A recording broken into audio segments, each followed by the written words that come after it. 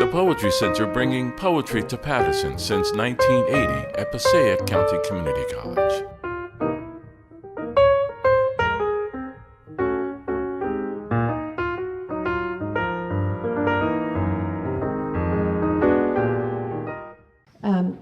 Nancy Lubarsky is the author of 2 books, Tattoos from Finishing Line Press and The Only Proof from Kelsey Press, which is for sale outside. Her latest book, Truth to the Rumors, also from Kelsey Press, will be published this fall. Nancy has been an educator for over 35 years and a retired school superintendent. She's been published in various journals, including Exit 13, Lips, which is Laura Boss's magazine, Tiferet, Poetica, Stillwater Review, and Paterson Literary Review. She received multiple honorable mentions from the Allen Ginsberg Poetry Award and also from the Anna Davidson Rosenberg Poetry Contest.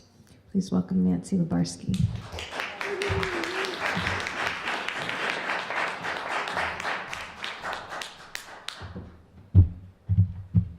happy to be here among my fellow honorees, and congratulations to you and to everyone else. Thank you. That's good. My first poem is entitled Vacation Bible School. Jesus said, "Let the little children come to me."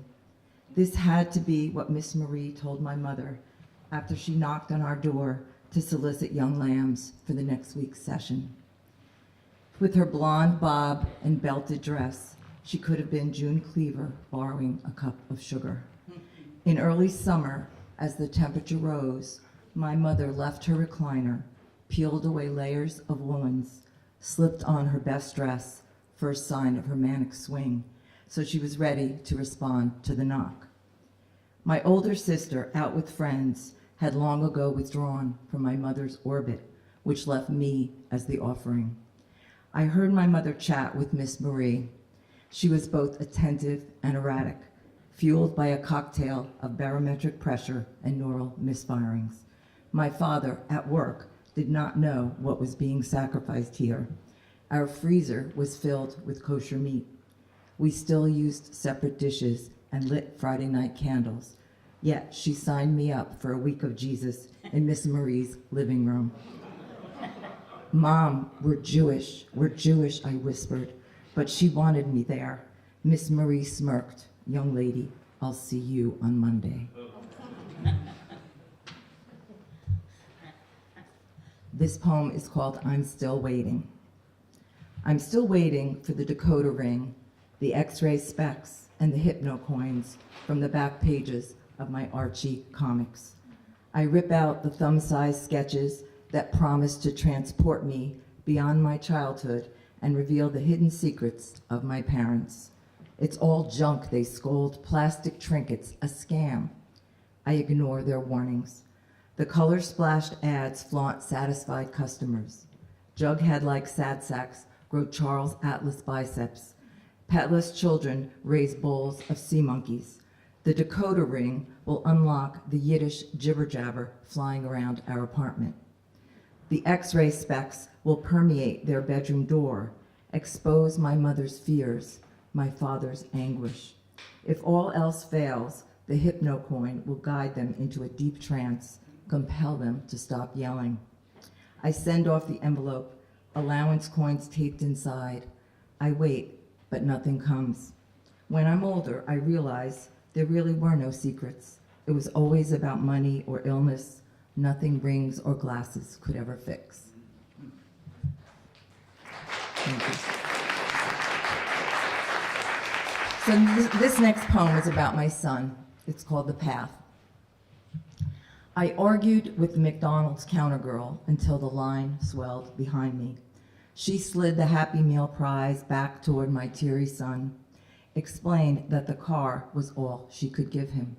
The doll, she insisted, is for a girl.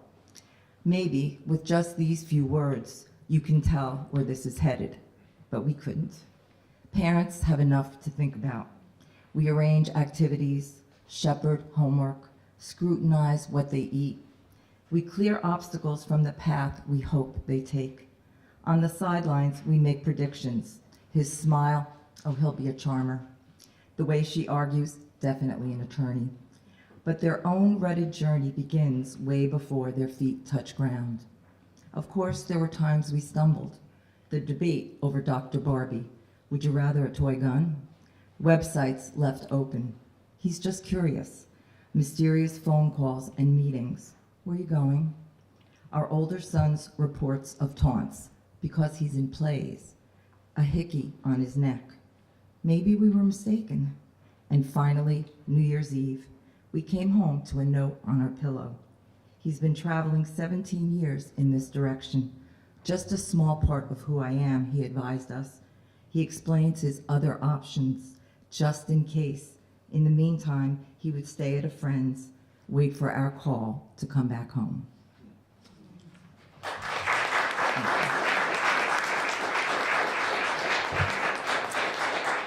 This poem is entitled The Landing.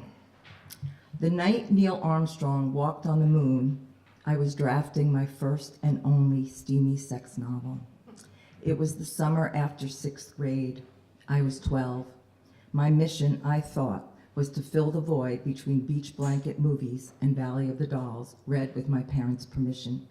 Never mind that no boy had ever touched me or even asked me out. My only kiss came from the spin of a bottle.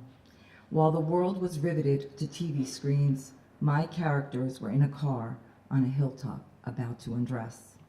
The moon looked equally inviting. The U.S. was ready to conquer the space race as I attempted to finish the next chapter. Hearts dotted the eyes of scribbled loose leaf pages as they fell to the floor. Inside the space capsule, Armstrong was anxious. Just before the landing, one panel flashed an error code. There was little fuel left.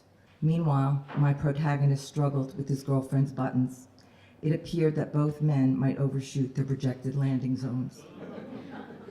But subtle and adroit last-minute maneuvers led to triumph. The world cheered. My friends read my story and were also pleased.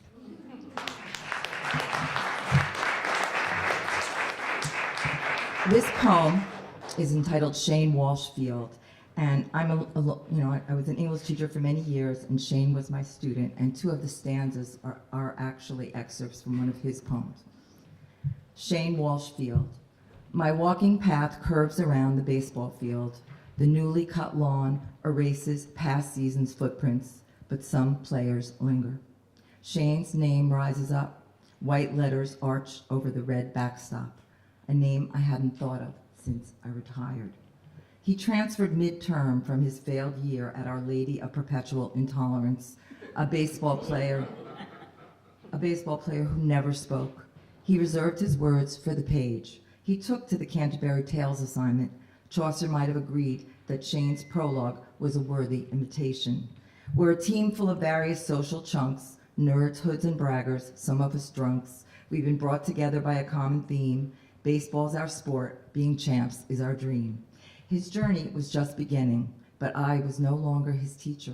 Shane forgot that stories could meander, change course. In his post-high school version, he never anticipated the plot twist. I saw the end of Shane's story before he did, in print, tossed on my lawn. He was headed for college stardom. What were his thoughts that dark night alone as he swerved into the path of that tree? I am Shane Walsh, a dominant force. I ace pitchers like nerds ace a physics course. I'm above the rest, ahead of the game. I'll make all the fans remember my name.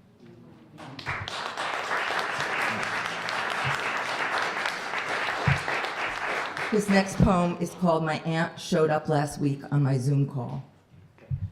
You showed up last week on my Zoom call. I didn't notice at first. I was amazed you even had a computer.